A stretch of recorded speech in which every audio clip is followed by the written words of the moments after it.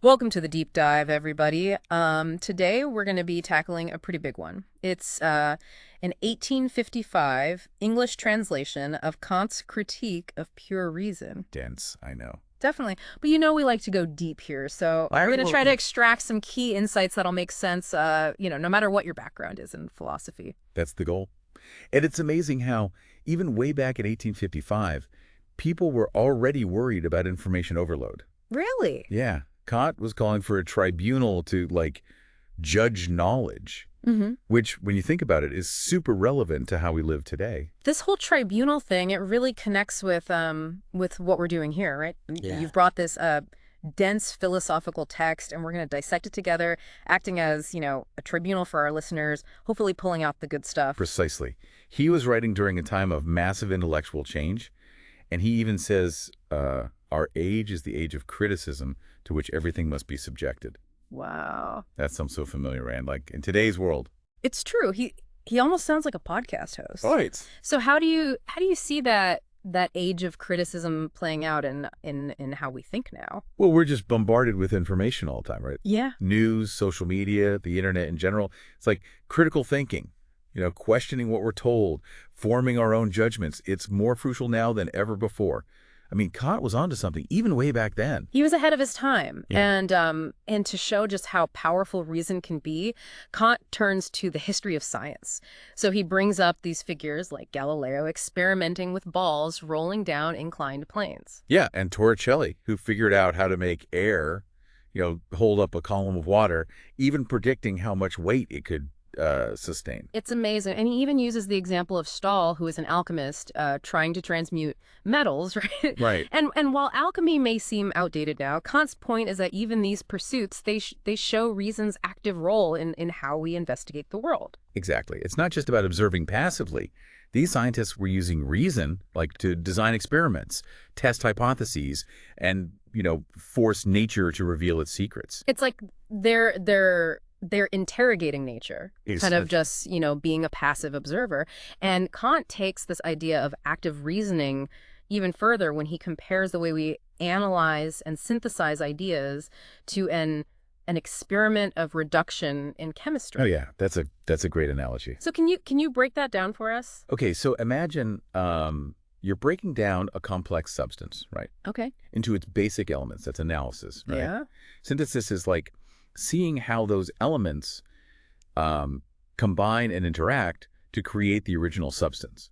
So it's like understanding the parts and the whole at the same time. So we're not just taking information in passively. We're breaking it down, seeing how it all fits together, and kind of testing its limits, right? It's like we're turning mental lead into philosophical gold. Yeah. I like that. Yeah, exactly. Yeah.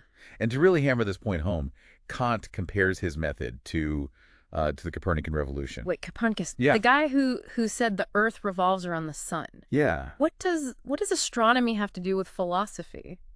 It's about challenging assumptions. Oh, okay. Just like Copernicus dared to question, the Earth being the center of the universe, Kant urges us to question our own preconceived notions about how we understand the world. So by changing our perspective, even when it comes to ideas, we might discover something really groundbreaking.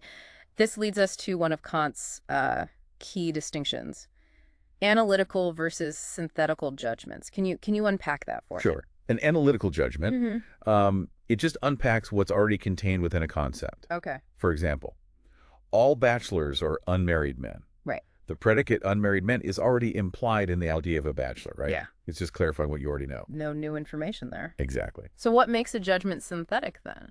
It's a synthetic judgment. It adds something new to the concept, expanding your understanding. So consider the statement, all bachelors are lonely.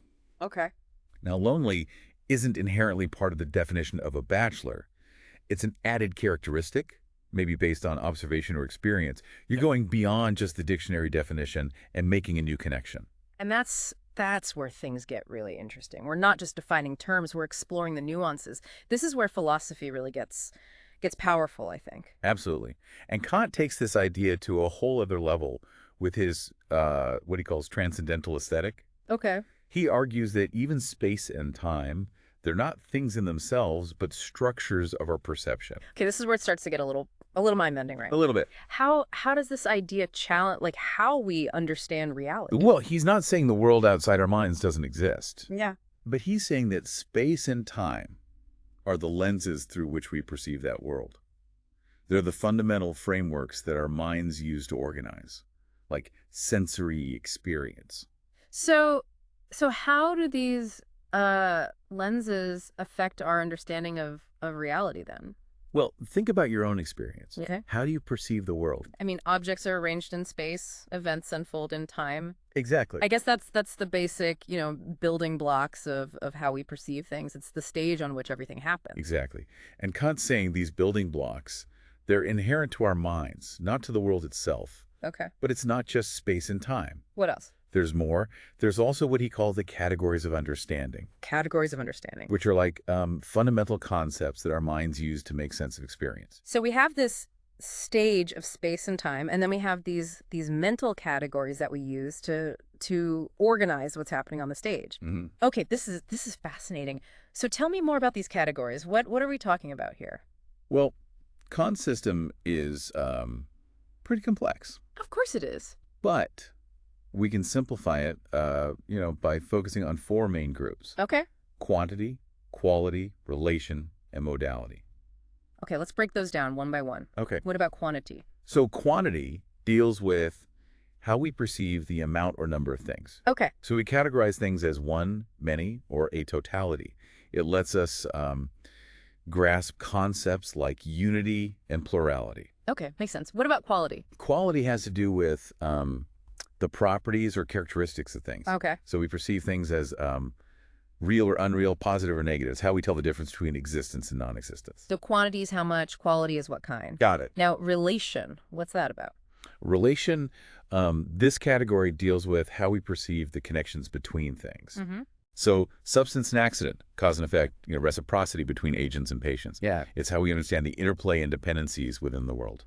That's a lot to unpack, but I can see how our minds are always trying to find patterns and relationships between things. Okay, last but not least, modality. What's that all about? Modality deals with the possibility, existence, and necessity of things. Okay. So we judge things as possible or impossible, existent or non-existent, necessary or contingent. It's how we assess the nature and degree of reality we give to something. So modality is all about whether something could be, is, or must be. I think I'm starting to wrap my head around this. But where does all this leave us in terms of what we can actually know? Right. If we're perceiving everything through these mental filters, can we ever really know things as they are, in themselves? That's the big question, Yeah. right? Yeah. And Kant's answer might surprise you. Okay. He argues that our understanding, which is structured by these categories, right? Yeah. It can only be applied to the world of experience, to phenomena. We can't use it to get knowledge of things in themselves, of what he calls noumena. So are we trapped in the phenomenal world then? Wow. Forever separated from the true nature of reality? It might seem that way, but Kant doesn't see it as a defeat. Okay. He's acknowledging the limits of our cognitive faculties. Mm-hmm. We can have this incredibly rich and meaningful knowledge of the world as we experience it, even if we can't access the ultimate reality that lies beyond our perception. So it's about knowing the boundaries of the map, even if we can never explore the whole territory? Exactly. But how do we know when we're bumping up against those boundaries? That's where the danger of transcendental illusion comes in. Oh, boy. It happens when reason tries to overreach, Okay. and make claims about things that are beyond the realm of possible experience. Okay, I'm all for avoiding illusions. Yeah. Give me an example of how this might happen. Okay. Think about arguments based on faulty reasoning, right? Okay. Like maybe we generalize from limited experience or, jump to conclusions without evidence. These are everyday examples of how reason can kind of lead us astray when it's not disciplined by a clear understanding of its own limits. So critical thinking is key. We need to always be questioning our own assumptions, and be Right. wary of grand pronouncements that aren't grounded in what we can actually experience. Right. But how do we develop this kind of critical thinking? Like, is there a method to avoid these illusions? That's where Kant's concept of dialectic comes in. Dialectic. Yeah, he uses this term to describe how reason can get tangled up in contradictions when it tries to grasp the unconditioned, like the absolute, the ultimate ground of explanation. So reason's this powerful engine, but it needs a skilled driver to keep it from like veering off the road and crashing into a ditch of logical fallacies. That's a great analogy. What would Kant say are the qualities of a good driver then? Oh, yeah. Well, he sees this tendency of reason to seek the unconditioned as both a source of error and a valuable impulse. Okay. It's what drives us to search for, like, deeper meaning, Right. to connect our experiences to a bigger framework. Well, we have to be careful not to mistake like our own mental constructs for reality itself. Exactly. We have to remember that the map is not the territory. 100%. So how do we balance this drive for understanding with the need to stay grounded in what we can actually know? Well, that's where Kant's connection to Plato's philosophy becomes really insightful. Plato? Yeah, You mean the guy with the cave in the shadows? exactly. What does he have to do with all of this? Well, remember Plato's theory of forms? Oh, yeah, vaguely. He argued that that perfect, eternal, unchanging forms exist, right? Okay. And they're the true essence of things. Okay. While the world that we perceive is just a pale imitation. Right. Yeah, I remember that from Philosophy 101. Right. So how does this relate to Kant? Kant gives this whole idea of forms a practical twist. Okay. He argues that even though we can't have direct knowledge of these, like, ultimate realities, Right. we can still be guided by them. Okay. He calls these guiding principles ideals. Ideals. Yeah. So these ideals are kind of like North Stars for our minds. Yeah. Even though we can never actually reach them. How does that work in practice? Exactly. Think about ideals like justice, beauty, or perfect virtue. Okay. We can strive towards them. We can use them as standards for our actions and judgments, Okay. even though we know they can never be fully realized in the world of experience. So even though we're limited to the phenomenal world, these ideals give us something to aim for, something to inspire us to be better. I like that.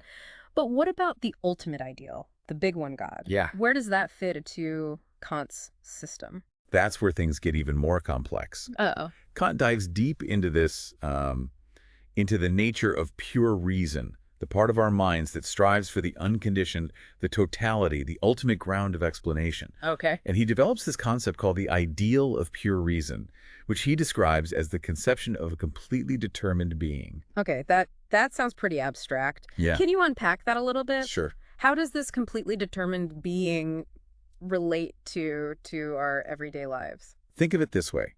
Our minds naturally seek completeness and unity, right? Right. We want to find the ultimate explanation for why things are the way they are. Okay, yeah.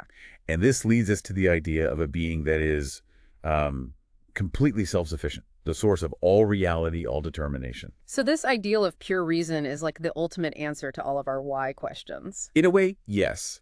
But here's the catch. Kant argues that we can't use this ideal to actually prove the existence of God. Oh. He makes a distinction between what he calls speculative reason, which tries to make claims about things beyond the realm of experience, Okay. and practical reason, which guides our moral actions. So he's saying we can't use logic alone to prove that God exists, but we can still have faith based on our moral intuitions. How does that distinction play out in our lives? Okay.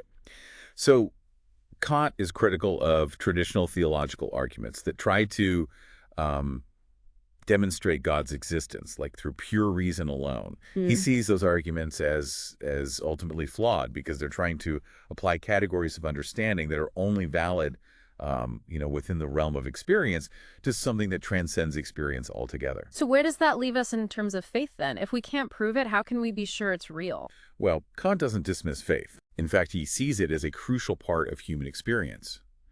But he grounds faith in practical reason, in our innate moral sense, not in speculative metaphysics. He argues that our belief in God is ultimately a matter of moral faith, not of intellectual certainty. So it's not about proving God's existence, but about living as if God exists. Yeah. Acting in accordance with our moral principles. Right. And striving to create a more just and compassionate world. Exactly. That's a powerful concept. But if we can't know things in themselves, if we're stuck in this phenomenal world, how do we even go about, like, studying nature, understanding the universe? Where do scientific inquiry and discovery fit into this whole framework? That's where Kant introduces the idea of regulative principles, which are kind of like guidelines for scientific inquiry. Okay. He argues that even though we can't have um, direct knowledge of the ultimate nature of reality, we can still assume that there is a systematic unity to nature, like a coherence and an order to the universe. So these regulative principles are kind of like working hypotheses. Exactly. That help us make sense of the world, even if we can't prove them definitively. Yeah, they're like mental scaffolding. Okay. That allows us to build our scientific understanding. Okay. To connect the dots and uncover the underlying laws that govern the phenomenal world. And this idea of a unified nature, this is what drives scientific discovery, right? Exactly. We're always looking for the underlying connections, the grand unifying theories that explain it all. Precisely. And Kant sees this search for unity as a fundamental characteristic of human reason, like a driving force behind our intellectual curiosity. But how do we make sure that this curiosity, this drive for unity, doesn't lead us back to those transcendental illusions, right? The ones we're trying to avoid? We always have to remember that we're operating within the limits of possible experience. Right. We're like detectives trying to solve a case based on the clues that we can gather, right? Knowing that we might never have the full picture. Another great analogy. This is really helping me understand this, and this brings us back to Kant's emphasis on the importance of disciplining our reason. Yes. Being aware of its limits. Right. And avoiding those pitfalls, the transcendental illusions. He calls this the discipline of pure reason. Yes, he does. So it's not about suppressing reason. No. It's about using it wisely. Exactly. Recognizing its strengths and weaknesses. But what does that look like in practice? How do we cultivate this this discipline of pure reason in our everyday lives? That's a great question. And that's actually a perfect place to pick up in part 2. Okay, sounds good. We'll be right back after a short break. Welcome back to our deep dive into Kant. We were just starting to explore this idea of discipline of pure reason. So where do we see this playing out, in real life? Where are these transcendental illusions hiding? Yeah, give us some examples. Well, they often pop up when we start talking about the soul, Remember how Kant was really insistent on the limits of understanding? Like, we can't know things in themselves, only how they appear to us. We're stuck in this, phenomenal realm. Right. We can't peek behind the curtain. Exactly. So when we start making claims about the soul, like, saying it's a substance, a simple entity, we're going way beyond what we can actually experience. Kant even calls out some of the big names in philosophy, right? He does. Like, doesn't he critique Mendelssohn's argument for the soul's immortality? He does. Mendelssohn was arguing that a simple being can't be destroyed because it can't be broken down into parts. Right. But Kant's like, hold on a second. Even a simple being can have different degrees of intensity. Imagine like a light, right? Okay. It can gradually dim until it goes out. So even if the soul is simple and divisible, it could still fade away over time. Exactly. It's not necessarily eternal just because it's simple. Right. And this shows how risky it is to apply those categories, substance, simplicity, to something beyond our experience. We just end up saying things we can't really back up. So what's the alternative? If we can't talk about the soul as a thing, how do we approach these questions of consciousness and selfhood? Well, Kant shifts the focus from, like, speculative metaphysics to practical reason. Okay. He argues that our understanding of the self, it's really grounded in our moral experience, in our capacity for free will, for, rational action. It's not about what the soul is, but what it does. That's an interesting way to think about it. Exactly. Our actions, choices, our moral struggles, that's the real data of selfhood. And from this practical standpoint, we can build a meaningful understanding of who we are and what it means to be human. Okay. So this is making me completely rethink, like, self-discovery, It's not just about introspection. It's about how we act in the world, how we treat others, how we try to live a good life. It's a much more active process than just, sitting around and contemplating. Precisely. And it helps us avoid all those transcendental illusions that can lead to dead ends. Right. And this applies to other big questions, too, like the origins of the universe. Yeah. Kant tackles cosmology as well. He does. He dedicates a whole section to cosmological ideas. And this is where those antinomies, those seemingly unsolvable conflicts of reason, they really take center stage. Yeah, one classic example is whether the universe, had a beginning or has always existed. Yeah. Reason seems to pull us in both directions, right? It does. I mean, on the one hand, it feels like everything has to have a cause, so the universe must have had a starting point. But then what caused that beginning? And then you just end up in this infinite regress, right? Exactly. And on the other hand, the idea of an infinite past, a universe without a beginning, that's just as mind-boggling. Yes. It seems like there must have been a first moment, but how do you even wrap your mind around that? That's exactly Kant's point. He's saying these antinomies pop up when we try to apply those categories of understanding, like cause and effect, to the whole universe, to something that's beyond possible experience. We're trying to use tools meant for the phenomenal world on something that transcends it. So it's another case of reason trying to grasp something beyond its reach, basically. Exactly. It seems like we have to admit the limits of reason, but still, embrace its power to explore. But how do we do that? How do we find that balance? Well, Kant's solution is to make a distinction between what he calls the regulative use of reason, which guides our scientific inquiries within the realm of experience, and a constitutive use of reason, which tries to make those, definitive claims about the ultimate nature of reality. So when it comes to cosmology, we have to be okay with exploring the universe as it appears to us, recognizing that we may never have, definitive answers about its ultimate origins or its ultimate extent. It's about focusing on the how instead of the why. Precisely. Yeah. And while this might seem, kind of humbling, it's actually incredibly liberating. Okay. It frees us from this burden of trying to solve unsolvable problems and allows us to focus on the richness and complexity of the universe as we experience it. It's like we're explorers, charting a vast, uncharted territory. Yeah. We can use reason to make maps and guide our explorations, but we have to remember our maps are always going to be incomplete. Exactly. There's always going to be things we can't fully grasp. Right. And this brings us to one of Kant's, I think, most intriguing and maybe controversial ideas, the ideal of pure reason. Oh, yeah. This is his way of, grappling with the whole concept of God. Okay, yeah, we touched on this a bit earlier. Yeah. But I'm still not quite clear on how Kant reconciles the limits of reason with this idea of a supreme being. Can we dig into that a little bit more? Of course. Remember how we talked about reason always striving for completeness? Yeah. For unity? For the unconditioned? Yeah. Well, this striving naturally leads us to this idea of a being that's the source of all reality, all determination, all perfection. So the ideal of pure reason, this is like the ultimate endpoint of that striving. The concept of a being that embodies everything that reason's looking for. Yeah. But if we're, limited by our perception, can we ever really grasp that being? That's the key. Kant says we can't use this ideal to actually prove that God exists. He separates, speculative reason, which tries to make claims about stuff beyond experience, from practical reason, which guides our moral actions. So he's saying we can't just use logic to prove God's existence, but we can still have faith based on our sense of right and wrong, our moral compass. Exactly. How does that work out in real life, though? Okay, so Kant's pretty critical of those traditional theological arguments, the ones that try to demonstrate God's existence just through, logic and reasoning. He thinks they're flawed, because they're trying to apply categories that only work within our experience to something that's, way beyond experience.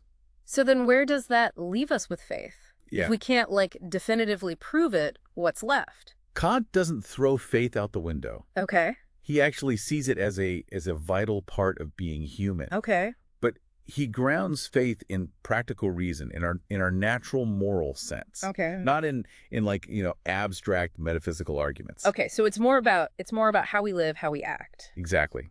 He argues that our belief in God is ultimately a matter of moral faith, not like intellectual certainty. It's not about proving God's existence, but about living as if God exists. Is that what he's saying? That's a great way to put it.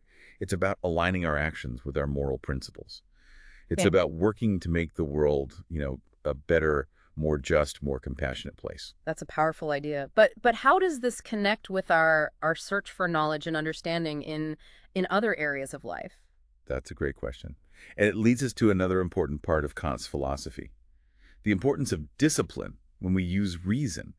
He's really wary of, dogmatism, of people clinging to beliefs without good reason. So it's not just about avoiding those transcendental illusions, but also about cultivating like a healthy skepticism, Exactly. being open to new evidence, to different perspectives. Exactly. But how do we balance skepticism with the pursuit of knowledge? Yeah. Don't we need some degree of certainty to, build a foundation for understanding? Right. Kant sees this discipline of pure reason as crucial not just for intellectual honesty, Yeah. but for moral progress as well. Hmm. It's about recognizing that our knowledge is always, kind of a work in progress. It's always open to revision as we learn more. Yeah. So it's embracing the journey, understanding that we'll probably never reach the final destination. Right. The real values in the process. The process itself. But with all this talk of limitations, it almost sounds like Kant's like downplaying the power of reason. Not at all. He actually thinks reason is incredibly powerful, Okay.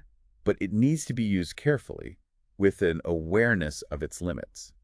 And one way he illustrates this is by pointing out how dangerous it is to mix up mathematical certainty with philosophical insight.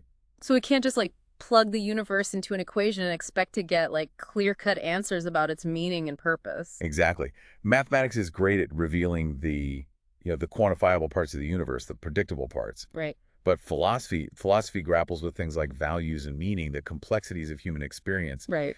Those can't be reduced to formulas. It's like trying to like measure the beauty of a sunset with a ruler. Exactly.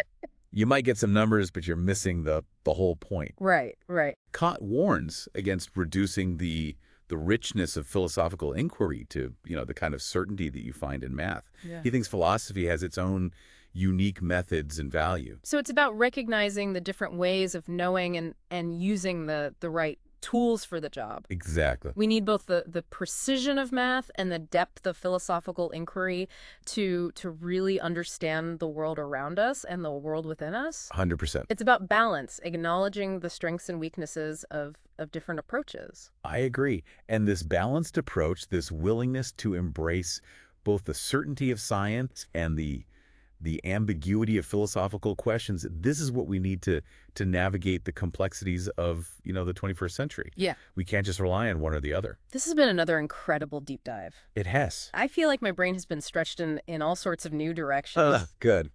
But I know we have even more to explore with Kant's ideas. We do. And that's where we'll pick up in part 3. Welcome back to the deep dive. We're wrapping up our Kantian journey today. And wow, this has been one of the most challenging but also rewarding deep dives we've ever done. I agree. It's Kant is definitely dense, but his ideas about, reason and knowledge and what it means to be human, they're just as important today as they were back then. We've covered a lot, that's for sure. Transcendental illusions, the limits of understanding, that whole idea of the ideal of pure reason. But before we finish up, I wanted to circle back to something you mentioned earlier about how Kant sees the relationship between philosophy and math. You mean how he emphasized that they're both important, but they operate in different ways? Exactly. He even uses the word dogmatism to describe what happens when philosophy tries to be like math, with all that certainty and precision. It seems kind of harsh. What did he mean by that? Well, dogmatism in philosophy, for Kant, it's when we hold on to beliefs too rigidly, without enough justification. And this often happens when we try to use like mathematical models or logical proof to answer questions that they're just beyond the reach of those methods. It's like using the wrong tool for the job, right? Exactly. It's like trying to, hammer in a screw. Math is great at showing us the quantifiable stuff, the predictable parts of the universe. But philosophy, it grapples with values, meaning all the messy stuff of human experience. Those things can't be measured or calculated. Kant argues that philosophy should focus on critique rather than dogma. Exactly. Instead of searching for those, absolute undeniable truths, philosophy should be more about critical self-reflection. It should be about, examining our assumptions, identifying our biases, and being open to changing our minds when we learn new things. So it's not about giving up on truth, but realizing that truth is often hard to pin down. And the process of searching for it, that's just as important as finding it. I agree. We may never have all the answers, but the act of trying to find those answers, that can change us in really profound ways. Beautifully put. And this emphasis on self-reflection, on being willing to question what we believe, it's not just important for, intellectual honesty, but also for moral growth. I really like how Kant ties that discipline of pure reason to ethical living. It's Yeah. about being humble, admitting what we don't know, and being willing to learn from others. It's not about having all the answers, but about asking the right questions and having, thoughtful conversations. Exactly. That kind of humility, that awareness of our own limitations, it's the basis for real moral progress. Yeah. It helps us approach ethical questions with more openness and compassion instead of clinging to rigid ideas that can lead to, intolerance and conflict. So what does this all mean for us, as we navigate this world that's increasingly complex and often confusing? What's the takeaway message from all of this Kant stuff? How do we take these big ideas and actually apply them to our lives? Well, for me, the big takeaway is this. We might not ever be absolutely certain about the big questions in life, but we can still try to live meaningful, ethical lives by embracing that discipline of pure reason. Okay. Questioning what we assume, looking for evidence, listening to different perspectives, and basing our beliefs on moral principles that speak to, our shared humanity. It's about using reason well, both in our thinking and in how we treat each other. Exactly. It's realizing that our understanding of the world is always changing and being open to new ways of seeing things. Perfectly said.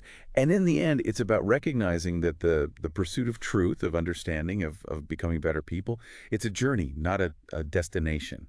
It's a journey that needs both intellectual rigor and a deep sense of humility. This deep dive has definitely pushed me to think differently, to approach the world with a more critical but also compassionate perspective.